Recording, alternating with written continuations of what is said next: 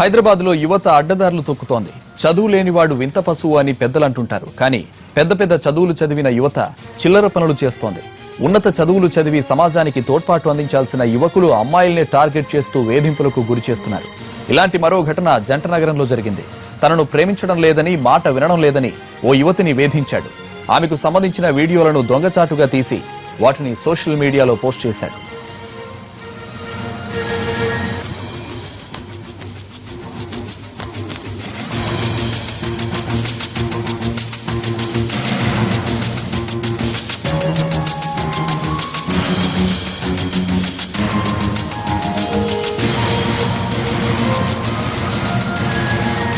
ఇతగాడి పేరు రూపేష్.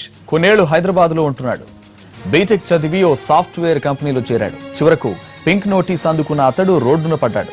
దీంతో ఏం చేయాలో అర్థం కాని పరిస్థితుల్లో మాదాపూర్లో కారు మెకానిక్ షెడ్ ను ఏర్పాటు చేశాడు.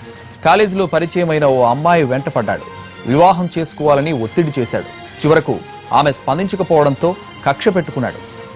అమ్మాయి వ్యక్తిగత వీడియోలను, ఫోటోలను బయటకు తీశాడు. తన క్రూరత్వాన్ని బయటపడ్డాడు.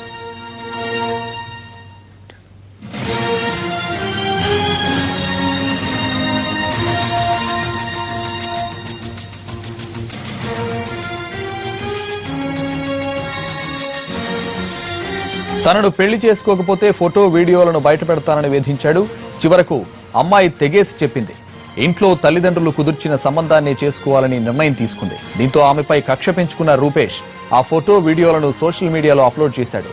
అంతటితో ఆగకుండా ఆమెకు కాబోయే భర్త కుటుంబానికి కూడా పంపించాడు. దీంతో పెళ్లి పెటాకులైంది. పెద్ద మొత్తంలో డబ్బులు ఇస్తే వీడియోలను ఇస్తానంటూ బెదిరింపులకు దిగాడు రూపేష్. చివరకు సైబరాబాద్ షీ టీమ్స్ ను సంప్రదించింది ఆ యువతి. వారం రోజుల పాటు వలపనిన పోలీసులు చాకచక్యంగా రూపేష్ ను పట్టుకున్నారు. తర్వాత ఈ అబ్బాయి యొక్క వీడియో యొక్క పద్ధతి, విధానం నచ్చక అమ్మాయి వీడిని పెళ్లి చేసుకోవడానికి ఇష్టపడలేదు.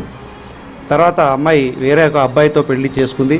ఆ విషయం వీడికి తెలిసిన తర్వాత ఆ అక్కస్తో గతంలో వీడు రహస్యంగా చిత్రీకరించిన ఆ వీడియోను పోర్న్ సైట్లోకి అప్లోడ్ చేశాడు.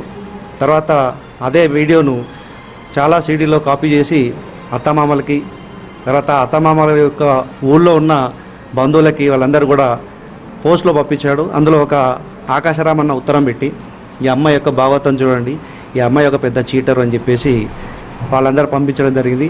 ఆ విషయం తెలిసిన తర్వాత ఆ అమ్మాయి యొక్క భర్త వచ్చి మా షీ టీమ్స్కి కంప్లైంట్ చేశారు. షీ టీమ్స్ అందులో ఐటీ యాక్ట్ ఇన్వాల్వ్ అయింది కాబట్టి మేము దాన్ని సైబర్ క్రైమ్ పోలీస్ స్టేషన్కి అప్పచెప్పాము. అక్కడ కేసు రిజిస్టర్ చేశారు. నిందితులను అరెస్ట్ చేయడం జరిగింది.